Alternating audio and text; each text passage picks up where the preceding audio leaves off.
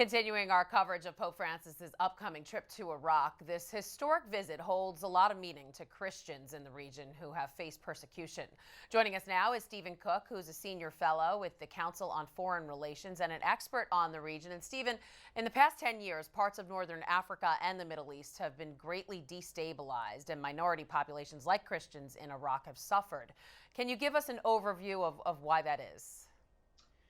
Well, with the deterioration of central authority in many of these states, what protection the Christian communities had, and it was not great protection, but whatever they had, dissipated.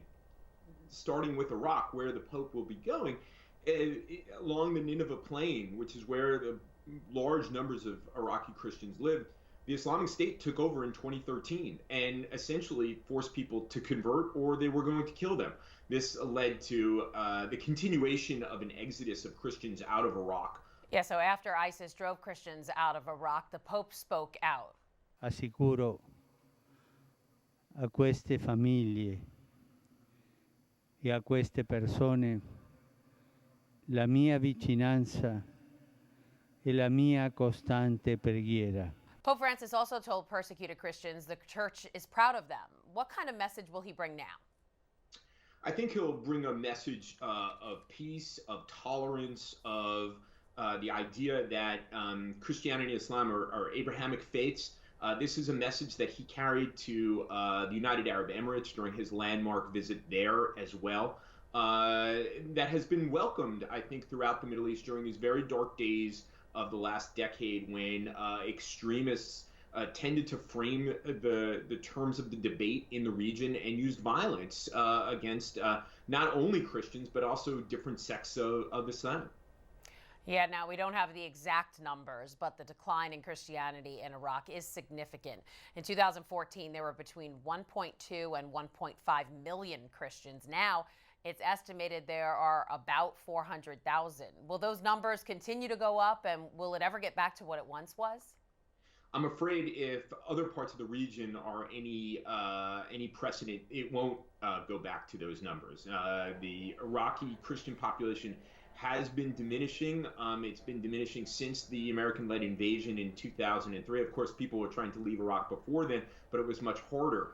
But as you can see, the precipitous decline in the number of Christians who have left Iraq in the face of the threat from extremists, in the face of just basic instability of the government, a country that seems perennially to be on the verge of collapse, means that people who have the means are going to try to leave. And you see that in the million or more Christians who have fled the country. Back in 2014, Pope Francis addressed ISIS terrorists directly. Let's take a listen. Non si porta l'odio in nome di Dio. Non si fa la guerra in nome di Dio. How have other religious communities been affected throughout the region? Well, certainly the primary targets of the Islamic State were other Muslims. And there is, under the surface, in ways that we don't see, lots of Muslims who are trying to take back their religion from extremists. And the Pope has helped in this way. During his visit to the region previously, he met with the Sheikh of Al-Azhar. Al-Azhar is the most important center of Sunni learning in the region, located in Cairo, Egypt's capital. So they have sought to voice a message of tolerance and unity against these darkest interpretations of Islam.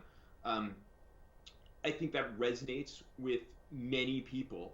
And I think many people in the region have been horrified by the violence of the Islamic State. It's something, however, that governments have not yet been able to gain control over. Stephen Cook from the Council on Foreign Relations, thanks for being with us. My pleasure.